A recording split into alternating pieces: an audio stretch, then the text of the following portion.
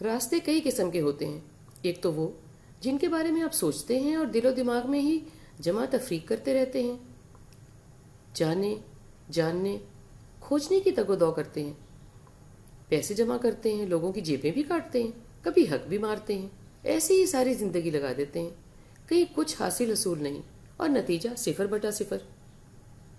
ایک وہ ہوتے ہیں جو ہم کو بلاتے ہیں، ہم خود سے ان پر نہیں جا سکتے، نہیں چڑھ سکتے، نہیں چل سکتے۔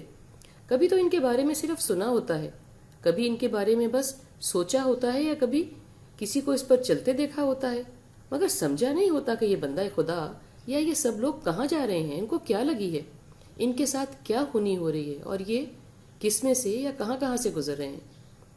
جو راستے پر چڑھ جاتا ہے وہی جان پاتا ہے کہ راستہ کیسے طے ہوتا ہے، کہاں کہاں خم کھاتا ہے، کہاں سیدھا جاتا ہے اور کہاں آگے دیوار ہے، اور گڑھے کہاں کہاں ہیں، کب کب اور کیسے کوئی ٹانگ کھینچتا ہے، کیسے کوئی کسی کو استعمال کرتا ہے، اور یہ بھی کہ کیسے کوئی استعمال ہوتا ہے خود سے، یعنی چاہتے ہوئے، اور کیسے نہ چاہتے ہوئے۔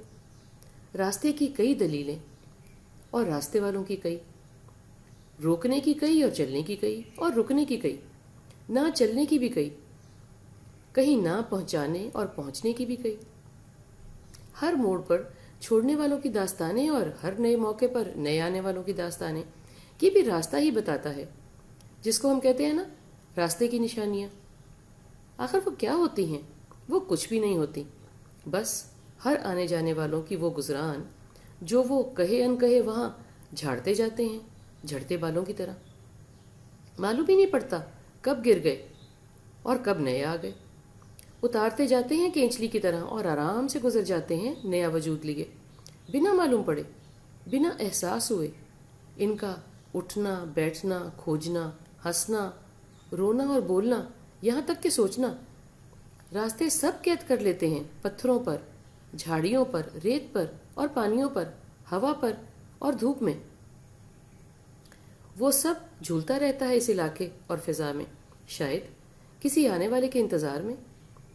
راستے کا اور مسافروں کا قید وقت اور قید بخت کوئی بھی اٹھا لیتا ہے، کوئی بھی، ہر کوئی نہیں ہے جو لینا چاہے اور جس کو راستہ دینا چاہے۔ چاہت، تڑپ کا ترجمہ راستہ خود کرتا ہے۔ یہ بھی مقدروں کی بات ہے۔ راستہ سب اصلیت جانتا ہے، راستہ رب نہیں ہے، راستہ رب سے ہے۔ رب سونا ہی راستوں کا رکھوالا ہے اور راہبر، رہنما۔ وہ چاہے تو میں راستہ ہو جاؤں، راستے کا ساتھ اور ساتھی ہو رہوں۔ ساتھ اور ساتھی کون؟ میں اور میں۔